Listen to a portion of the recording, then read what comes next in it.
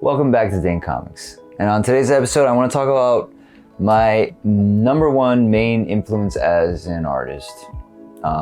There's Kurosawa, there's Miyazaki, Garth Ennis, Alan Moore, on and on and on, right? But the person that really inspired me more than anyone else, I think, happens to be Kevin Smith. And you guys know Kevin Smith. He did Clerks, Mallrats, Chasing Amy, his first 3 movies. Then he did a bunch more. And the first time I actually saw Kevin Smith's work was Chasing Amy. And this was a big deal for me because I was like 13 years old. And I was at a hotel. My childhood friend, his parents were rich. They were rich. So we were on pay-per-view and we saw Chasing Amy. We were thinking like, oh, what is this movie? It's about a lesbian. Anyway, and at the time, I did not want to grow up. I did not want to be an adult. Being an adulting looked horrifying. It looked terrible. It looked like it just destroyed your life, to be honest. And then I watched Chasing Amy and I see a vision of what it could be like to be an artist, an adult artist, for the first time ever. Like a vision of just these comic book artists living their lives, going to bars, hanging out, meeting cool people, exploring all kinds of things. I never knew adulting could be like that.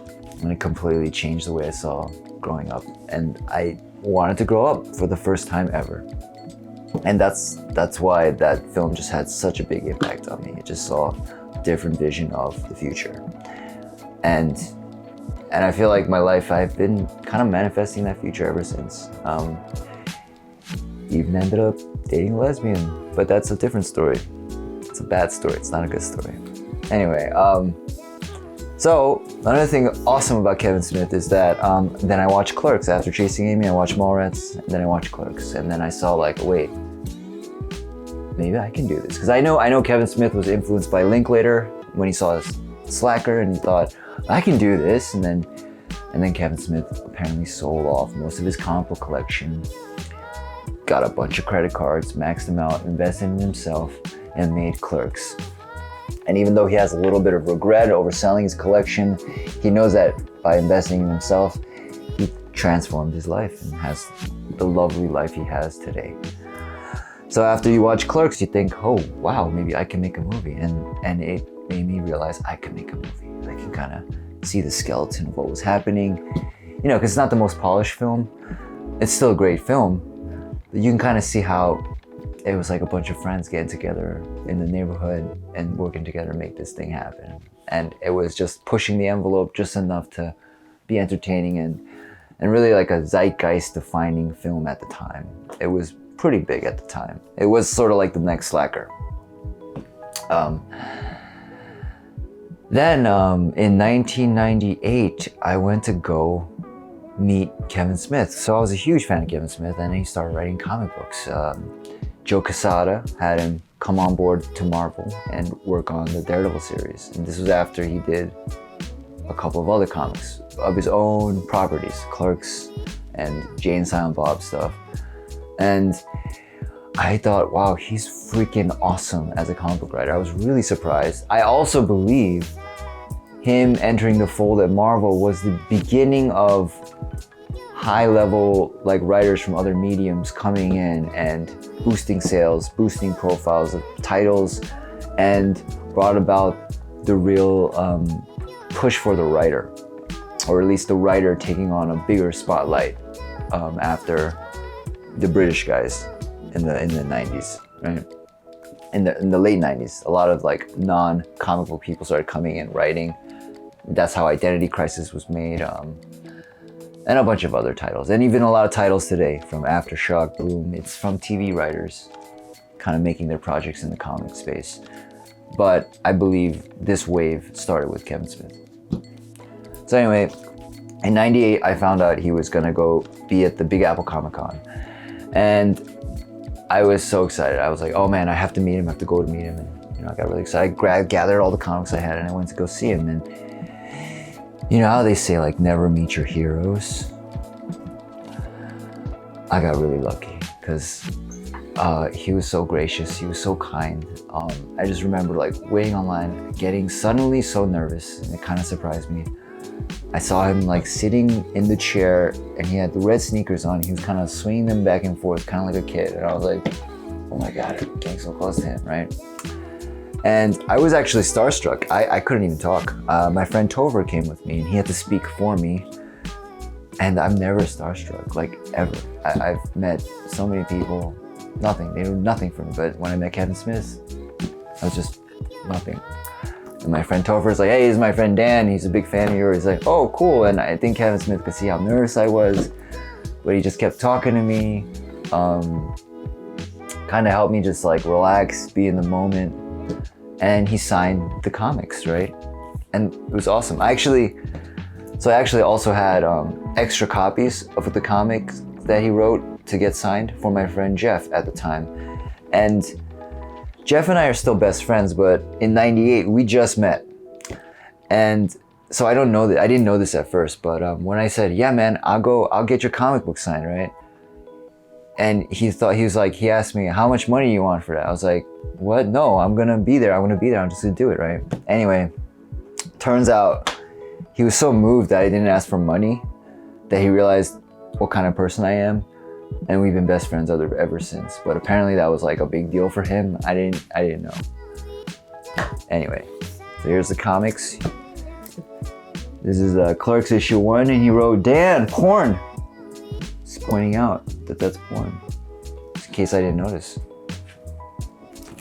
And then for this Daredevil 1, she signed. It's also signed by Joe Quesada and Jimmy Palmiotti. He wrote, Dan, I drew this. Just lying. Total lie. I drew this. And I was so nervous when I was getting the comic for Jeff. He actually started signing Jeff on the comic that was for me. And I was like, oh, I'm sorry. That's for me. I didn't, and then he wrote, Dan or Jeff. Signed by the whole crew. It's actually also, this cover was drawn by Jimmy Palmiotti and Joe Quesada, so that's why they all signed it. And of course, I'm never selling these books, ever. By the way, Jay and Silent Bob, the miniseries, it's, Jay and Silent Bob Strike Back, that movie, that's a loose retelling of this comic. And this comic is so much better than that movie. It's like a shame that he wasn't given license to just make this series. If you find the graphic novel, I would recommend picking it up because it's so funny.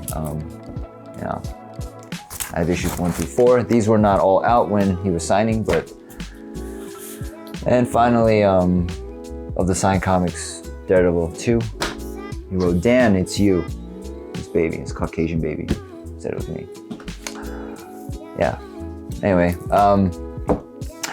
then I remember in '98, after '98, he made Dogma. Got super excited, got all my friends to come aboard, and got my mom to bring us all inside because we were all under 17, right? And this movie was pretty controversial at the time. And I remember thinking like, wow, this is like a Vertigo comic made into a film. It was like the first, for me, it was the first Vertigo film ever, even though it's not associated with Vertigo at all, but it had that Vertigo kind of tone, mashing of genres and stuff like that. And I remember we were leaving the theater, my mom was like, oh my God, so much cursing, right? But she was Christian, we were Christian at the time, and I was like, yeah, but doesn't that story make sense? Like in relation to God and the Bible? And my mom was like, oh, whatever. It's like, but I told her like, but Dogma, it makes you like believe more in Christianity. It's like a better argument for Christianity. And she was like, whatever. Like my mom's always like, whatever. Yeah. And then it made me realize like what I can do in film, because I was already trying to make comics, and it also blew up my mind about what can be done in film after the comics. And then he went into the podcasting space, which is like a new thing later on in his career, and he's really thrived there more so than his film career, to be honest, right? And a lot of people love him there. A lot of people are getting to know him the way I knew him, and I felt like, oh wow, the world's finally seeing what I see in Kevin Smith. So that was super awesome.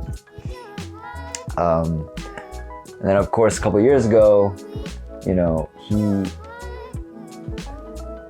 he had a heart attack, and it freaked the crap out of me. I was really terrified, and I wanted to make a video like this definitely before he died. You know, I didn't want to make this video after he died.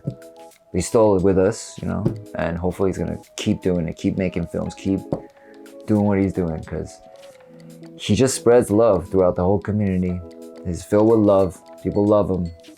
He knows what life's about. It happens a lot when you get really close to death.